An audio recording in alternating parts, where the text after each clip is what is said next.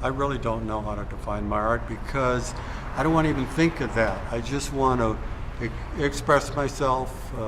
Maybe then you say expressionism. Maybe you'd say art brut because I love Dubuffet, and there's a little bit of Dubuffet in my work.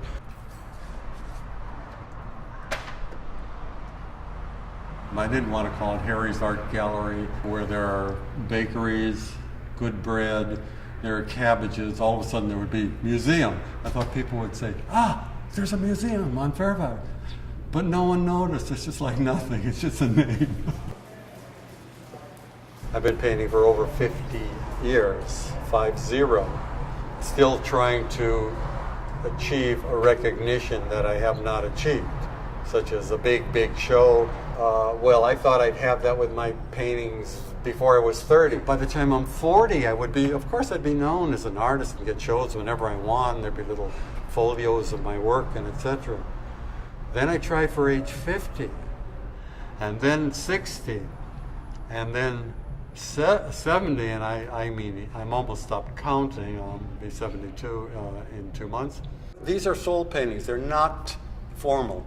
So I don't have to think if it's going to be good, bad, or anything. All I have to do is put on Bob Dylan, wake up from my stupor with that music, and just start painting. You're feeling, and you're just painting. It's like when the runner knows he can just run forever. It's just something that flows, and you can't make a mistake because you're so practiced. Even if you make a mistake, it turns out beautiful, wonderful, and it ends up great. While I'm painting, it's so hard to get there. But if you can get the rhythm going, and the paint going, and the tears are rolling, and you know when to stop, and then you put down the painting, grab another canvas, and go until you're tired.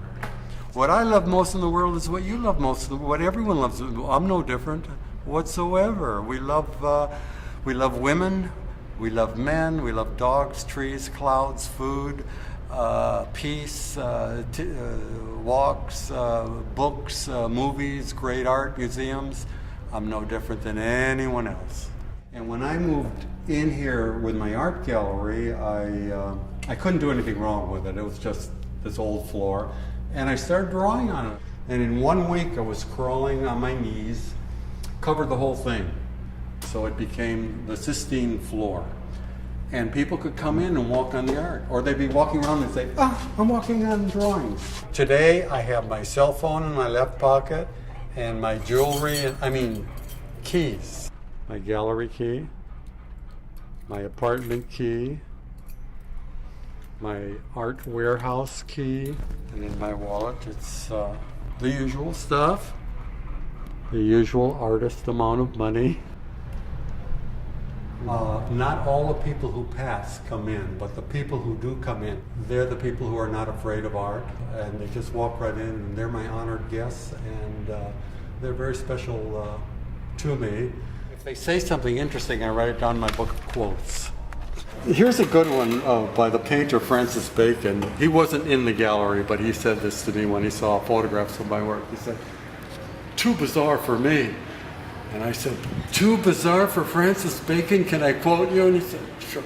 And then we had a bottle of champagne. I have so many paintings that right now I like to see them go out. They're like emissaries. And it becomes like family to the people who take them. So it's quite all right. Today I made 0. It could be typical. 0. What do you feel on days like that? That I made 0. I'm not discouraged. I've had people come up to me and say, "This is the first time I've enjoyed art." That's a knockout. When you hear that, that's a knockout. I thought of something that makes me laugh, and that is dogs. This is a dog having a dream of all the people he's seen in his life and all the things that he's seen in his life. There's my old guy, Art. He's 13 years old and deaf, but otherwise healthy, happy, frisky, and hungry. He has a chewy nose, though, but man bites dog.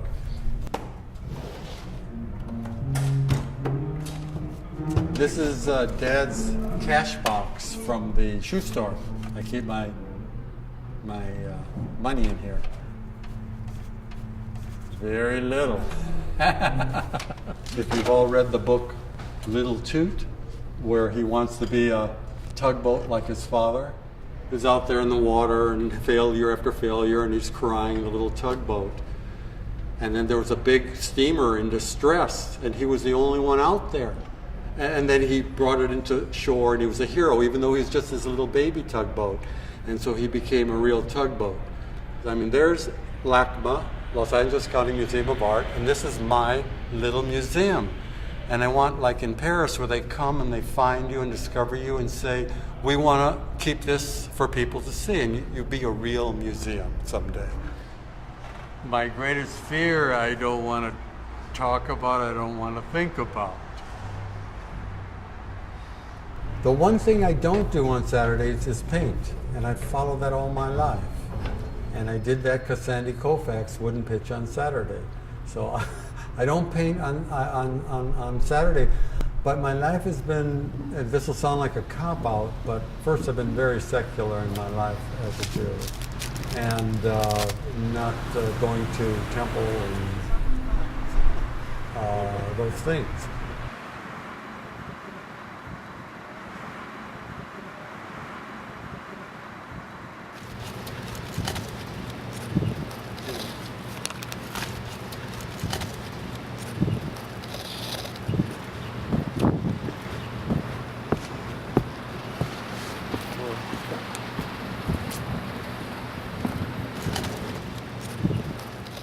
That was just his body, and it was light as a feather, but he's flying again.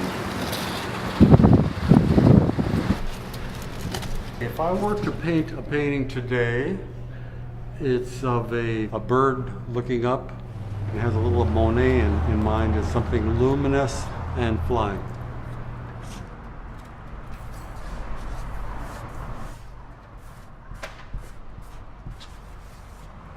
My name is Harry Blitzstein, and welcome to my little museum.